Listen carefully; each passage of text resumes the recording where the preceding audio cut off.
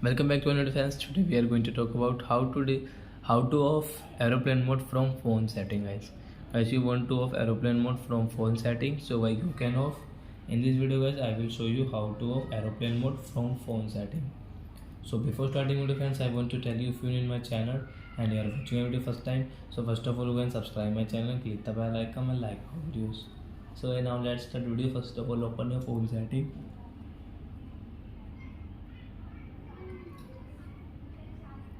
After, guys, you will have to click on connection and sharing option. Then guys, you can see your aeroplane mode. So guys, you want to off, so guys click here. So guys, your aeroplane mode will off.